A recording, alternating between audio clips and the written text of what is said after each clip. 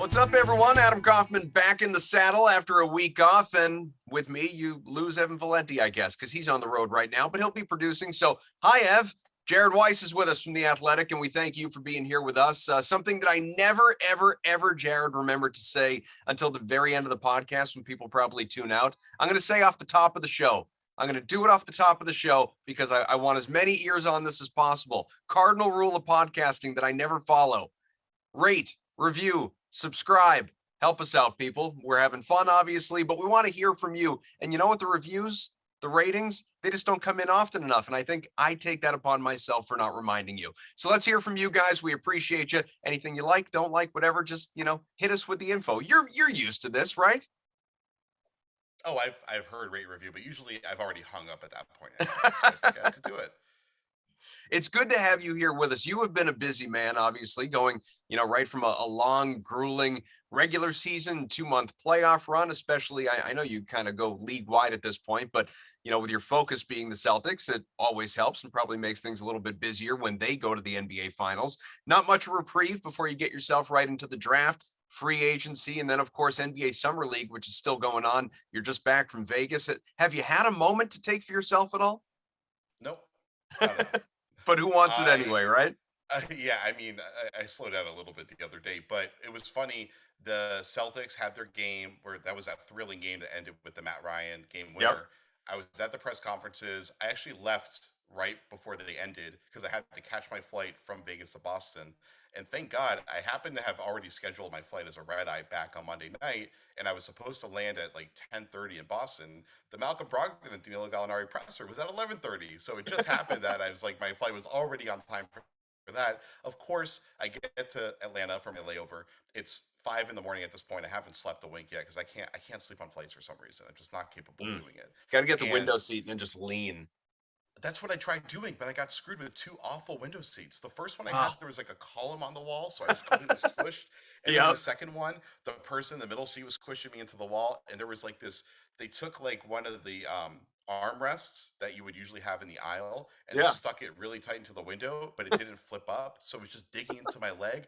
I Brutal. could not function. I was miserable. I Oh, ended up passing out, I think, for like 30 minutes right before we landed in Boston. So that was all the sleep I got that night. Then straight to the Brogdon presser, and that was a doozy. I think I walked in the door as Brad was making his opening statement. So I went literally from presser to presser, somehow made it. So it worked out in the end. well, I do want to talk plenty about Malcolm Brogdon and Danilo Gallinari and your direct ties to both of them. You've had, some really interesting features. One just dropped today with Gallinari and his dad about, growing up and being a Larry Bird fan, all the stuff that I do want to get to a little bit later on in the show. But where I want to start, and I've mentioned this on the show before, but I don't know, I find myself here in the offseason, especially as moves have been made and there's still some more moves coming, whatever it is they are, we're waiting and seeing, and we'll speculate, the two of us, a little bit. But it's just, Brad Stevens now a year plus on the job I don't think he understands.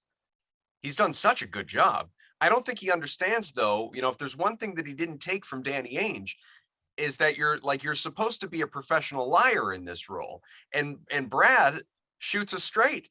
Brad just tells us what he wants to do, what the team needs, and he goes out and does it. He just goes out and adds those guys. Like, hey, we need bench scoring and we need more playmaking off the bench. Well, here's Brogdon, here's Gallinari. He most recently said, well, we're going to need another big. And you know what? I'm waiting for him to add another big, whether it's, free agent or someone from the summer league, or, I don't believe it's going to be just Luke Cornett, for instance. There are roster spots to fill, and Brad is going to go out and take care of this. So again, I'm rambling here, but what I just find so interesting is the refreshing honesty from Brad. There's been no sort of, misdirection. Maybe he gives you some half truths. He can't be completely honest all the time, but there's never just any outright lies.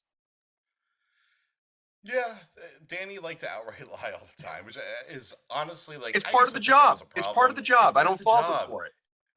Yeah, like if I got asked the kinds of questions about my job that they got asked in a public forum, I would have to lie all the time. It's Yeah. like it's being political. It's a good thing. You should be doing that. So, okay, whatever.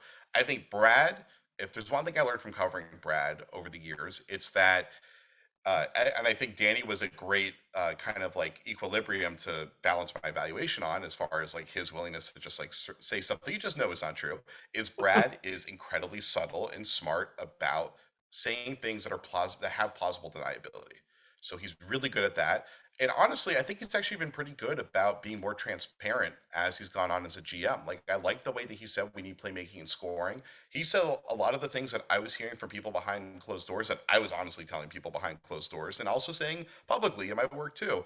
And he just kind of like, he nailed all the things that I had been saying the entire time, and that many other reporters have been saying the entire time, where he didn't really leave much like wondering what does he really mean by everything he's saying. And I think part of that is that he's in a position where it's obvious. Like, they just made the finals. They almost won the championship. Like, we know what their issues are. Like, their offense kept sucking over and over again after it made so much progress. Like, we know that they needed playmaking depth. We knew that. We didn't think that they needed another, like, they didn't need to trade for Bradley Beal or make a Donovan Mitchell play or KD play necessarily to win the championship. We knew they just needed somebody else that was a good choreographer and scorer to help them out. And he got the exact kind of guy that they need in Brogdon, who's someone who, like, you don't necessarily want him to be your number one point guard, but you put him on a team with a bunch of good playmakers, he's the ultimate fit for this team. And then Gallinari, who it's like they just needed somebody that, like, when they needed somebody to go get a bucket getter, somebody that could just hit shots that are tightly contested and get on a heater. They definitely wanted one of those guys, and only get him for like 6.5 mil. It's good business. I like it. Even if he sucks on defense at this point of his career, he is a smart, composed player who I know Gallinari only averages 2 assists a game, but that dude knows how to move the ball. He makes Mhm. creative passes. He makes good reads. He can get out of a double team pretty decently. He can obviously hit a shot anywhere you want him to. Like, that dude can hit any kind of shot you want. Like, Brad did good business, and it's not done. They're gonna get another center. I don't think Kamigale is just going to be like, they're just going to add him onto the roster and be like, we're set at backup center. I think that everything we've seen so far indicates to me they're going to pay more tax to get another, maybe a little bit more than Bettman. Like, I reported about how they're still exploring using the Fournier TPE. I tried to immediately explain in the article so it was very clear for the aggregators. They're not going to trade for another person making 17 million. Sure. If they do, they're probably sending out some other salary, because I talked to Danny LaRue, our cap expert at The Athletic, about it. Like, it would cost like $75 million to trade for another player making that much money. They're not going to do that. It's not worth it. Like, you don't need it. So I think they're probably going to target a center that could pop out from the Donovan Mitchell deal if it goes down, from a Kevin Durant deal if it goes down, whatever other trade could happen where teams have to start moving around, especially because it sounds like there could be some 3 to 14 deals possibly brewing around those things. Like, the Celtics might have a chance to snag somebody that just makes like $3 or $4 million to be that 10th man to kind of replace what Tice was doing. So there are a lot of things that you said right there that I want to react to. We'll kind of bounce around, but just to go with the most recent, the That TPE. always happens when we talk. It Like, it, I'll it say the does. opening And statement. It's like 10 minutes. You're like, all right, I got like 6 things I want to say to that. yeah, no, That's what I do. I've That's what I've we do on made Celtics Beat. I've made a laundry list of items here that I'd like to review. Well, let's talk about the TPE though, because obviously it is top of mind. I mean, as we're sitting here on a Friday, this thing, at least the Evan Fournier TPE, is as we've come to refer to it, worth 17 million and change, expires in 3 days. So time is running thin, obviously, in the Celtics being able to use this. So you just mentioned the possibility that they could use a small portion of it to bring in a big. Is there any chance? Because if you're not using much of it, like, you could just use a different TPE for that, as one's going to expire down the road. Is there any chance that, and we've mentioned this sort of in passing on the show before, that the C's would use the TPE, pretty close to in full, or, whatever, just to basically reset? And what I mean by that is, bring in a guy that a team's trying to get rid of that makes, 15, $17 million, whatever it is, and flip him and get another TPE out of it, and give your, kind of, it's sort of similar how they, like, the Hayward TPE became the Fournier TPE, could become the X TPE. You know what I mean? That's tricky because technically your tax bill isn't calculated until the end of the year. So I think you Which is could. why I was I'm thinking pretty about sure. that. Yeah, I'm pretty sure you can do that and then get rid of it before it's too late, and then not pay tax, I believe. Right. Um, so like, yeah, you could do that. You could. But I mean, then I you're know it's putting the easier pressure, said than done. Like, you got to find a guy to get, and you got to find a team to take that guy, or, and or you some might other money. have to attach draft capital to get rid of that. Like, is it Right. worth it just to keep that alive? And then you're keeping it alive for the sake of eventually using it, right? But You hope. why? Like, like that's basically you saying we're gonna bring in another Josh Richardson now. Let's say for like as an example, it's not gonna Sure. be him, but like as an example, another Josh Richardson, so that we can then get another Josh Richardson maybe. I don't really see the point of that, assuming the risk that it would take that you would have to get rid of, they'd have to use a pick to get off of it when teams see your leverage because they know you don't want to pay $90 million in tax or whatever. So I think you're doing that if it's a piece that you think will put you over the top at that point. I don't think they need that. Like unless KD goes to Phoenix and he's with two other superstars, or whatever, or maybe like Miami can somehow make it work. I don't really see a team that should be forcing the Celtics to do that at this point. I think the Celtics right now on paper are the best team in the NBA, or at least let's give them tied with Golden State for the best team in the Sure. NBA. Well, they're probably the Like, deepest, like 1 through 10. and they were just in the finals, so I feel Right. like fixing their number one issue from the finals makes them the best team in the NBA Sure. on paper. Yeah. So when the Malcolm Brogdon trade happened, again, we'll talk more about Brogdon later, but when the trade happened, we were doing the show. Keith Smith was on, and the two of us, had the rare ability that we get on the show to actually react in real time to a deal like, any deal being made, quite frankly, but a deal of that magnitude was, pretty special to be able to touch on a little bit. But one of the first things that Keith said, and I agreed with it, was, one takeaway here is when you're sending out as many pieces as they did, obviously, but when you're bringing in a player as good and as valuable and as versatile and so on as Brogdon, especially making the money that he makes, that probably tells you they're not going to use the TPE. Well, now that we're a few days away from that expiring, potentially anyway, is that your belief? Either they're going to use a very small amount of it, like you touched on before, or this thing is just going to outright expire? I think they're going to use a very small amount of it to bring in another big. That's what I expect. Well, I should say that's what they want to do, but I don't think anybody else in the NBA is getting traded in the next 3 days. So maybe they won't be able to find that thing that they're looking for. And there are some centers left on the market that could work for the vetmen, but I think from my understanding is they're clearly hunting right now for another big that's slightly better than the vetmen. So assuming I don't. that I was just gonna say, assuming like Kevin Durant and Donovan Mitchell are not traded in the next 3 days, then so you don't have all the dominoes and the trickle down effect of that. Who do you think they could be going after right now? It's funny because like one guy I just kind of had earmarked was Kem Birch in Toronto. If Toronto was able to get involved with the deal, Mhm. that just it's the guy's not making much money. I could see them tossing out like a protected second round pick to just get him to go over to Boston as part of that deal. Um, like Thomas Bryant was the guy that I was hearing Yeah. about from the get go, and I reported that they had an offer out to him. They were trying to get him to come on the minimum, and the Lakers, they have a path for him to potentially start. He knew that there was no path for that whatsoever. The path for him to even play was not great. So Mhm.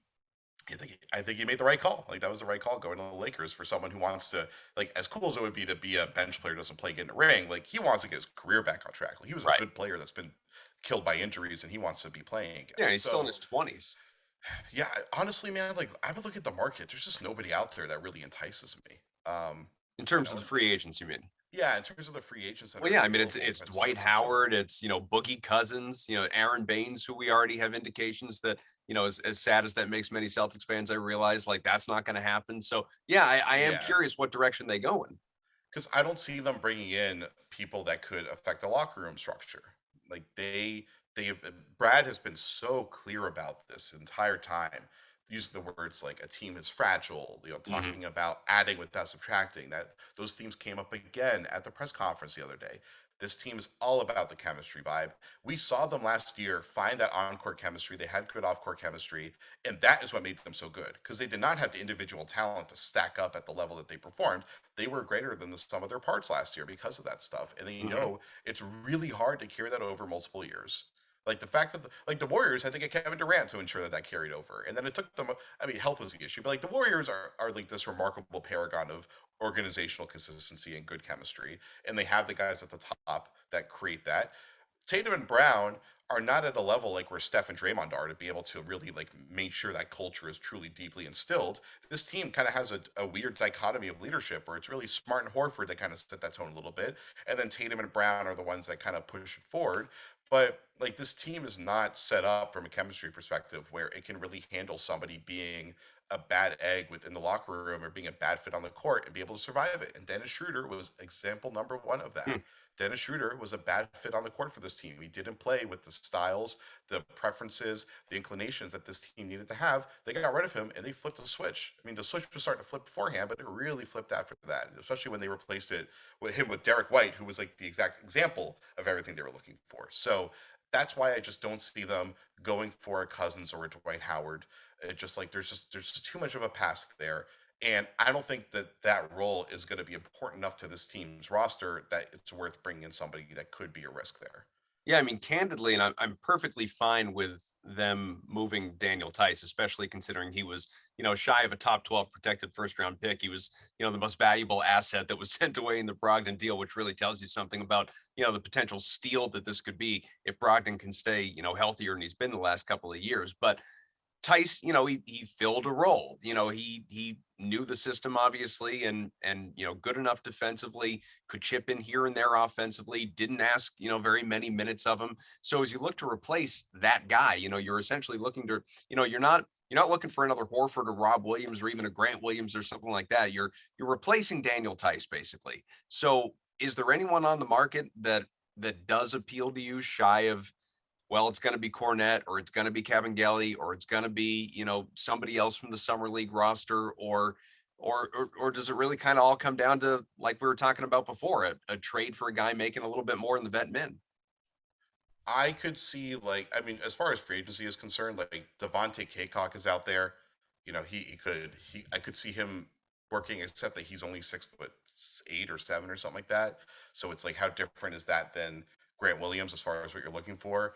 Um, Luca Garza is in Detroit, I think, right? He's another guy that's interesting, but I think he's a restricted. So I would, if you're throwing the minimum at him, I could totally see Detroit just matching and keeping him. And then Mm, you look at the rest of the UFAs. It's guys like Tristan Thompson, who Brad Stevens is. There's yeah, no way Brad Stevens is bringing it been back there, for done that. everything that I heard. I'll have to pull up a list just so you can remember the rest. But it's just like there's such few guys.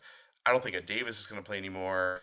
Um, Greg Monroe, that doesn't fit what they're looking for in that position. Hassan Whiteside is, from a talent perspective, kind of fits what they're looking for, but like Mm, again, another, although he wasn't bad in Utah last year, but also Utah has not retained him. Danny Ainge has not retained him yet, unless I'm missing right. something. So, it's like that's everybody. Yeah, this list has Dwight Howard, Ed Davis, Whiteside, Garza, Thompson, DeMarcus Cousins, Kaycock, and Greg Monroe. This is Spotrack's Hmm. free agency tracker. That's literally all the centers left on the market. There's not really anybody there. Kamagale has a good shot at making the roster based on that, because I mean, it's summer league, but like I do like a decent amount of what I've seen from him, and I did like his tape in the G League, so I could see him being a fit for what they're looking for, and a compliment to Luke Cornett. And he has some NBA experience, obviously. He's a former first round pick at the Clippers. He's played a little bit in the league, at least, as compared to some of these guys that you typically see in summer league. So something to think about anyway. But where all right, so we'll see what ends up happening. Who knows? Maybe we'll be lucky. I'll check my phone here. Maybe we'll get lucky and we'll get some breaking news in the middle of the show or something like that. Kind of like we did with Keith a couple weeks back. But let's, I keep teasing, oh, we're gonna talk about Brogdon and Gallinari. Let's do that. Now, this is where I could have looked this up, but it's more fun to just guess sometimes. I'm going entirely off of memory here. But you have relationships with both of these guys, correct? Like I'm thinking back, like Brogdon, if I remember right, when the trade happened, you were the first one to have a quote from him about coming to Boston for starters. But also even Yeah, before I that, like interviewed him didn't right when the trade happened. yeah, and didn't you a couple years back, or I don't, pandemic blur, I guess, but in the not too distant past, you did a piece with him, what, in Africa, right? Where, or at least I know he goes to Africa every summer. Didn't you do something with him in the past about some of his charitable work and stuff like that, or am I completely making that up? I think you're making it up. I mean, you're not wrong about that. Like, I literally just talked to him. He had to cancel his trip to Tanzania that he was going to do with Miles Turner Mm. for his foundation as part of Basketball Without Borders. So I don't I think I thought you did did that. something with him years I'll ago. take credit for it. You Sure, I should did take do credit for it. something. I interviewed him in December, I think, for a feature I did on the Pacers, where Miles Hmm. Turner.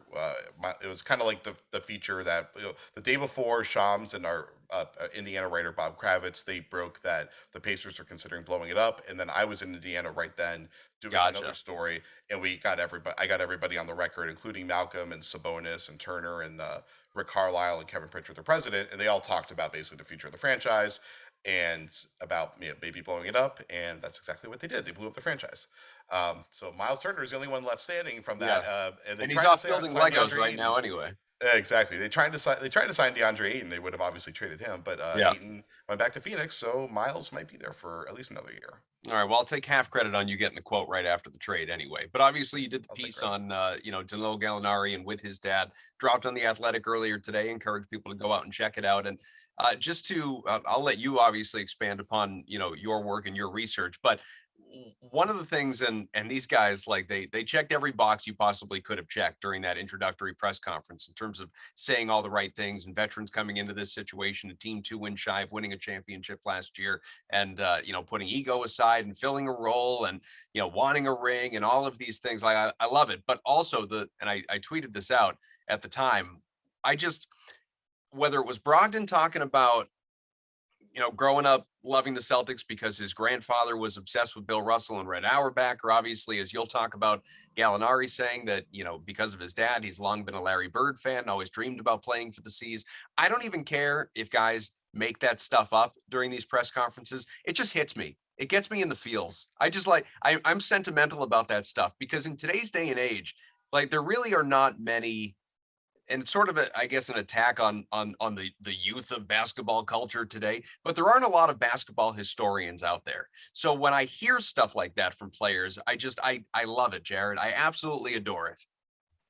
Yeah, I mean, I think what makes it fun is just that those guys are far back enough that you wouldn't expect somebody to be watching that stuff. Like everybody watched Kobe from my generation. Sure. Everybody a little bit before me watched MJ. Those are the guys you expect. LeBron too, all that stuff. So it's like when someone said that they grew up and they were thinking about Bill Russell, like that's I don't think that's like I think people forget that if you know who Bill Russell is, you would imagine that somebody who plays in the NBA probably knew about Bill Russell too, right? They were a little bit, as much as you love basketball, as much as I love basketball, Malcolm Brogdon's life revolved around basketball a little bit more than mine did. Yes. So it's not a shocker, but it's cool. Like it's cool because I think what at least makes sense for this thing is that Brogdon too, but like Russell and Bird represent something about basketball that's special, which is that they represented the kind of like the mentality side of it, right? Like Bill was the great champion because of the way he thought the game, the way he worked, the way he innovated. Larry Bird, same thing. Like he was known for being someone who mastered the game at a mental level and controlled the game with his brain more than anything else. About how he put himself in the right positions and made unique touch passes and shots and stuff like that, rather than being able to blow by people. And like that's something that if you're a basketball purist or someone who really enjoys the game for the strategy of it and the player development side, all that kind of stuff, like that makes those guys resonate with you in a special way. And so I think it is cool to see that from guys like Brogdon and Gallinari, two players who like when they came into the league were tweeners. Remember when tweener was a word? Like Hmm. Gallo was a tweener, like a four that wanted to play a perimeter face-up game and shoot the ball. People didn't really know exactly what his role was, and I think he was picked like sixth in the draft, right, in 2008. And there was a little bit of like a why are you taking a Euro tweener this high in the draft? And Gallo never quite hit the level that you would hope for a number six pick. Like he was a fringe all star most of his career. He's continued to be a useful player deep into his career, but like he carved his way into being a good player in the league. And like Brogdon would have been a lottery pick if it weren't for the injury concerns. He probably would have been like a top 10 pick if it weren't for the injury concerns coming out of school. He was But rookie of the year. yeah, and he's been good, but he's also been hurt, and that's why Yeah. like the Celtics pick is not just like a slam dunk. The 30th pick in the draft, honestly, for him with his injury concerns, is probably a slam dunk. But it's like this is why it only took a late first round pick to get Brogdon. And honestly, I thought the Brogdon deal was phenomenal. And then I got the summer league, and people were like, "I can't believe the Celtics paid a first for Brogdon." And I was like, "Jesus Christ! Like, is his injury concern that bad?" But I guess it is. But so anyway, the point of all this is to say that I think that they're pulling those out because they're at the Celtics presser. Mhm. They know that Gallinari. I think knows that if he does a story with me talking about how he looked up to Larry Bird, he mentions it in his press conference. Like the Celtics fans are going to eat it up. I'm sure it's true. I don't think he's completely making it up. We do have at least that photo of him as a 17-year-old Yeah, I in the was gonna Celtics say. jumpsuit. And as soon as I went over to talk to his dad, he immediately started talking about how much he loves Larry Bird and all that stuff. So like, it's legit. It's not BS. But he wouldn't be talking about Larry Bird if he was joining Sacramento right now. Like, there's a reason why he's talking about it in Boston. Well, and if I'm not mistaken, because I'm trying to remember kind of his career path in terms of when he was a free agent and that sort of thing. But like the running joke, certainly I made it and others made it about, when Brad brought Gallinari in the first place, it was like, I bet he got a text from Danny Ainge saying, congrats, because he spent years. I mean, it was a long quest that Danny Ainge had of trying to put Gallinari in a Celtics uniform. He long was a fan of him, going all the way back to when he was in the draft and everything, or even before that. He's been a free agent since. Gallinari has chosen to play elsewhere since. There were opportunities to come to Boston that he didn't. So it's not like it was this like end all be all, I have to spend some of my career in Boston. It just kind of worked out this time. I get it. Like, I grew up a Celtics fan, and now I'm a professional. I don't root for them anymore. But How dare you? if I will, but the point being is, like, if I went my whole career never covering the Celtics, as long as I found situations I was in that I loved, those would be my new homes, and Yeah. I wouldn't be a problem. So I think it's the same way. I think the impression I got was they were a Celtics household growing up, but I don't think because of where they were. I don't think it was like they love the Celtics and they hate everybody else. I think it was like they loved the NBA and they were big Celtics fans in that household. And what's funny about it was I mentioned this briefly in the story on The Athletic is I did a feature, I think like last year, where I talked to the guys that called the very first game ever broadcast overseas, and they broadcasted from Milan, where Danilo was from, and it was a Celtics Lakers game back in 1981. And so I just thought it was really cool thinking about like, oh, this story I worked on before, and this kind of origin story of the European expansion into the NBA, which obviously has like completely changed the shape of our game. How like Danilo was kind of a product of that, and I thought that was just really cool. It's funny how these things all kind of connect.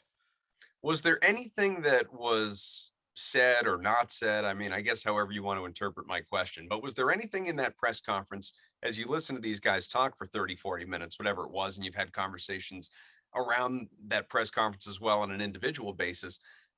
Again, they checked every box. They said everything you could possibly want them to say during that introduction. Was there anything that felt not insincere, but less than sincere? It was, like, let's just, we're giving the people what they want? Or do you believe that, they are coming in every bit as championship hungry and selfless and ready to just fill a role as it sounds like they are? Um, I mean, I know that like the team made assurances to Danilo about his playing time, so it's not like he's not signing here thinking like, oh, I hope I get minutes around Grant Hmm. Williams. So he's signed expecting 20 minutes a game minimum. He wants to be a core rotation player. He's still good and he still should be for sure. So I don't think Danilo said anything about like I'm willing to step back and do whatever, because obviously who would sign somewhere being like I hope I play 10 minutes a game? You don't Right. get a press conference like Luke Cornett did not get a re-signing press conference. It's like you're not getting a press conference if you're playing less than 20 a game. How far So we've come from the Gerald Wallace and Chris Humphreys and so on hey, and that so was a forth new press era. conference. That I That mean, was a new you era. had to do a presser for that, That was the obviously. Brad era. It Yeah, was the I mean beginning of the wherever. that presser was Beginning of the for us to rebuild. talk to Brad and Danny. I think, if I Yeah. remember correctly, I was pretty new to the job at that point. But so, Anyway. there was that. One thing I remember personally was I asked Brad about ownership giving you the green light to make the spending. About can you tell us when did you have conversations with them about the level of moves you were going to make, and therefore how deep you're going to dive into the tax? And great Brad Stevens answer. He basically didn't really answer exactly what I was asking and just went with like, we've always had the green light, we've always had the support from them, Mhm. which is true. You have always had the support, but you never acted on it until now. You obviously had to talk to them before you acted on it. You had to give them a hey, heads up, you're going to pay like $80 million in luxury tax this year. So like obviously they had to get ownership approval. So he kind of dodged. He sidestepped that one in a masterful way, in a way that that was kind of a Danny-ish answer. Now that I think about it, I'm sure Danny was nodding and smiling somewhere when he saw that. Let's go back to a little bit more on Malcolm Brogdon, because one thing, the second that he arrived, and I don't even mean physically, I mean just his name on the Celtics roster, the one thing everybody wanted to talk about was, is he going to start ahead of Marcus Smart?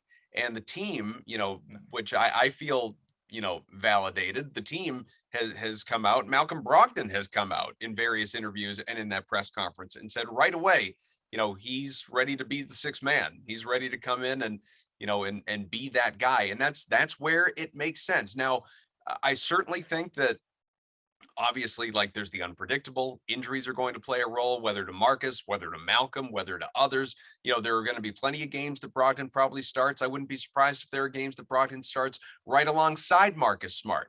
But as far as, who is your starting point guard, at least going in, provided everybody's healthy, that is still undeniably and unquestionably, to me, Marcus Smart. Clearly, Brogdon is prepared for that role. He is embracing that role. And I think it makes the most sense too, because he's going to give you things that, one, obviously he's a tremendous defender, but also he's going to give you that scoring punch off the bench that you want. That, Marcus is not that guy. And you don't want Marcus to be that guy. You want Marcus to keep doing exactly what he did last year. Marcus Smart won Defensive Player of the Year last year. Like, he's a starting point guard in the NBA. It's Agreed. There's no. I don't know how anybody could have watched that NBA Finals and come away from it thinking like Marcus Smart's not a bona fide starter from for every team in the NBA. Yeah. Like, clear. Like, in Game 6, when they were completely falling apart, it was him and Jalen that were carrying the offense. They were doing everything out there. Marcus has his flaws. They came up again during the postseason. But he is so obviously a good starter in the NBA. Like, I don't think it's anything to debate anymore, and I think the DPOY locked it in. You could debate if Brogdon was fully healthy, who's better between the two. Sure. I think it's actually pretty neck and neck. Yeah. He's not. I mean, important thing to know is, I don't know if people know this, but Brogdon, he sat out the last 20 games of the year last year. He was being shelved. He could have played. Yes. He was fine to play. The team was tanking. Miles Turner, he could have come back like with a month left, but he didn't want to come back on on a bad foot and play 70%, not look great. Like, he wanted to sit. Malcolm wanted to sit. Like, it was mutual. Everybody was on the same page. So that's why those guys didn't play as much last year. So Brogdon had a big injury last year, but he could have played 60 games or 50 games or whatever. So, like, his injury history isn't as bad as it looks, but it's not good either. But either way, Marcus Smart should clearly be starting. The only question is, were they going to move Horford to the bench and put Brogdon up in the starting lineup?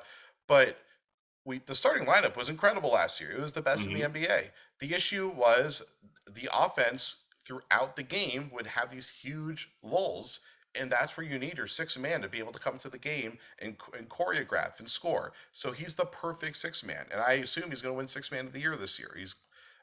Unless I'm forgetting someone.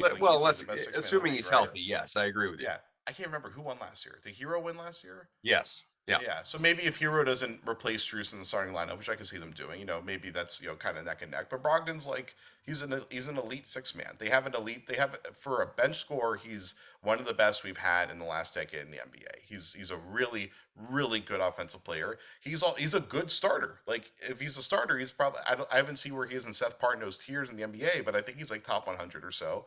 So, like, the dude's a top 100 player in the NBA coming off the bench when you have, like, several other top 100 players in the NBA coming off the bench. Like, this team is pretty insanely stacked, and he fits perfectly as a six man playing 30 minutes a night. Well, to that point, like, if Malcolm Brogdon, because I was just going to bring this up, so I'm glad that you did. If Malcolm Brogdon's fully healthy, which, again, as far as we know, he's not. But if Malcolm Brogdon's fully healthy, he's probably a top 60 player in the NBA, something like that. So where's Marcus Smart, on the heels of Defensive Player of the Year? Top 50? Am I selling him short with that? Is he top 40? Where are you putting him? I'm trying to pull up right now Seth Partnow's tiers, because those are really damn good. Like, he's really thorough with it.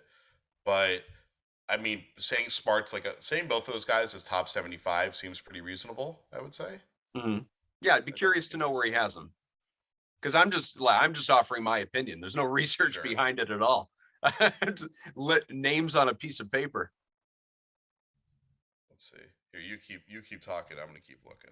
Well, I think it's so, I don't even need to defend the wall when it comes to Marcus Smart in the ways that I have done on this show in the past, because one, it would be repetitive, and two, I've got Barstool Greeny out there doing that for me anyway with every single tweet that he gets, and just quote tweeting everyone. It's just it is remarkable, and I won't name names, but it is crazy how there are just some, whether it's, fans or people in the media specifically, that seem to have this just it's almost like a personal vendetta against him. And I don't believe that is actually the case, but it comes off that way with how dismissive some people are of what Marcus Smart does bring to this team. It's but I don't know. Again, there's a reason that I have said for a long time and that others have said recently as well that he's just I can't even think of the last Celtics player who has even been on the same tier as Marcus Smart when it comes to the level of how polarizing he is to fans, to media, to others. Oh God, you're right. That's actually really true. And just for the Seth partner tiers, he has Smart, Rob Williams, and Al Horford in this tier 4A, which is the top 60 players in the league. So he has Okay. all those guys in the top 60 in the league. And then Brogdon and who's the other person? Derek White. He has them in this 4B, which would be 60 through 84. Okay. So yeah. So 60 through 84, that's like a good starter in the NBA, Yeah. right? There's 30 teams in the NBA. For sure. So if you're in the top 60, that means you're a very good starter. Yeah. Top 84, that means you're a good starter for sure. Mm-hmm. Yeah, well, that makes sense. No, it fits, but yeah, I don't know. We don't need to go on and on about it with the Smart polarizing thing, but like the only one who's even come close recently would be Al Horford.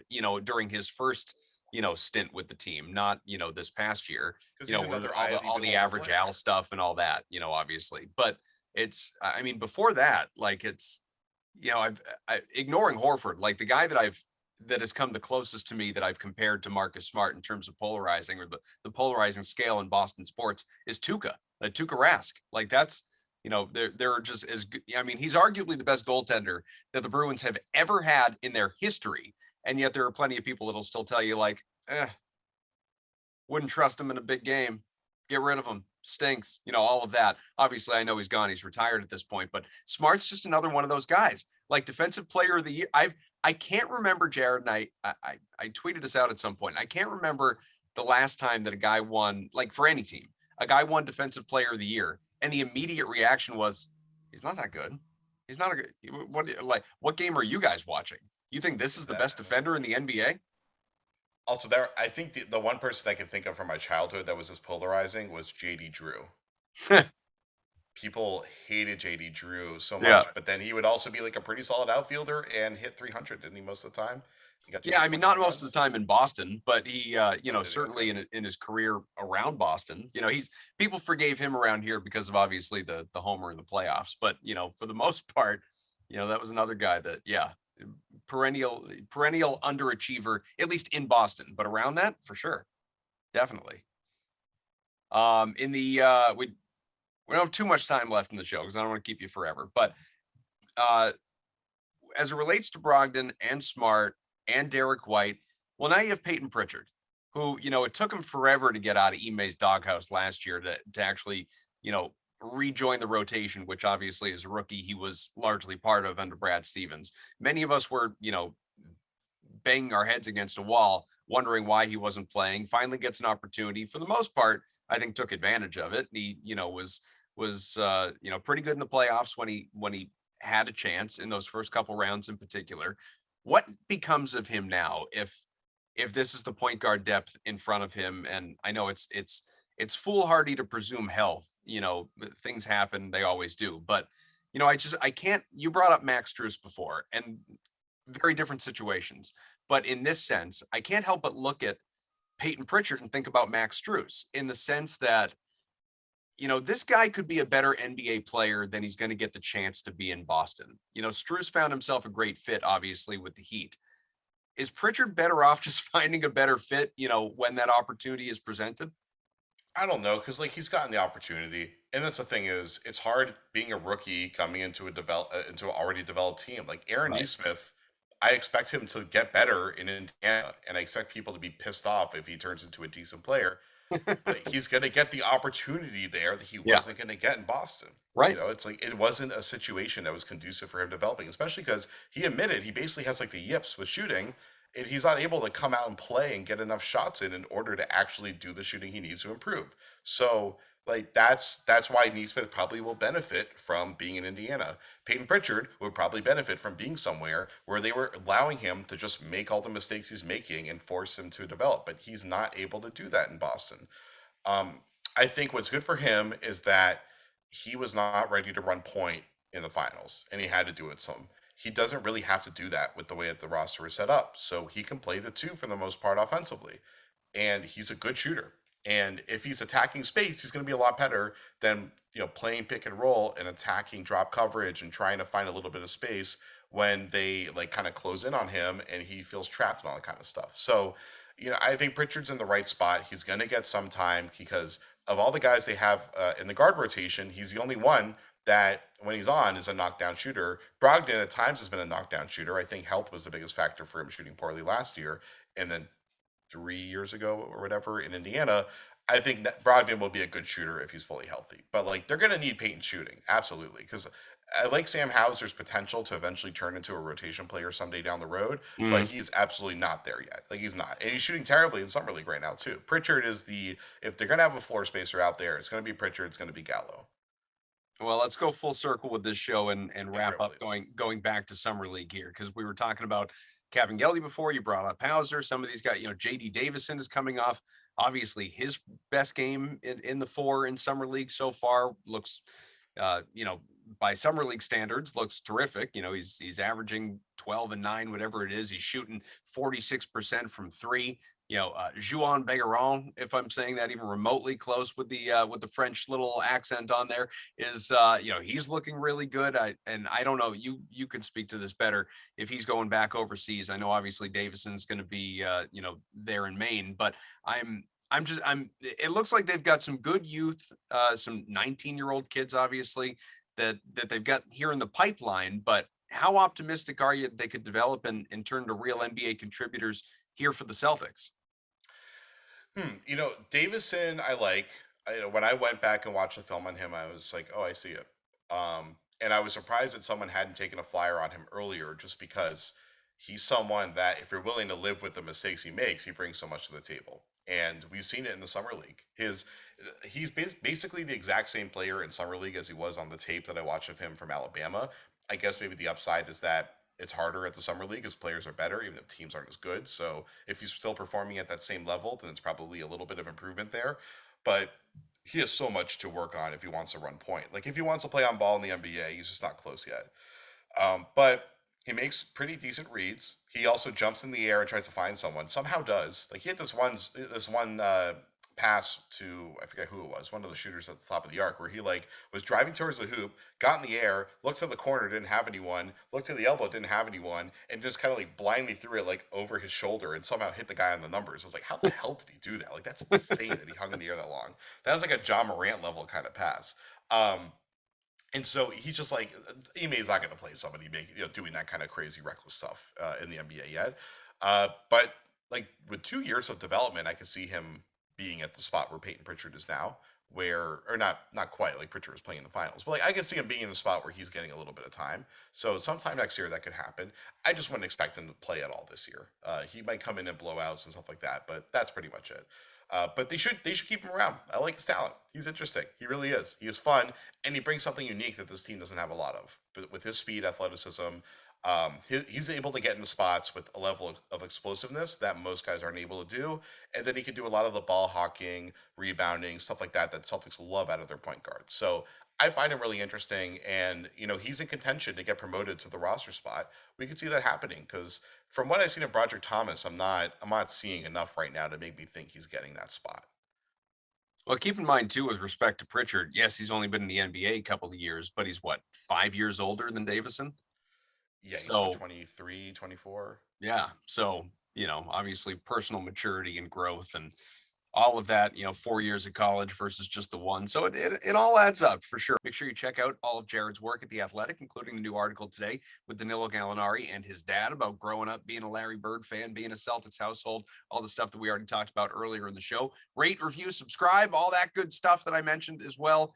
And, hopefully for the show next week, we'll have a big or two to talk about, or a big addition in the form of a TPE, since that'll be expiring in a few days. We'll see. Jared, always appreciate you coming on. Appreciate the time. I think you're gonna have a fondue time next week. Oh, there it is. Probably. It's probably going to be him. All right. It's been Celtics Beat. We'll see you later.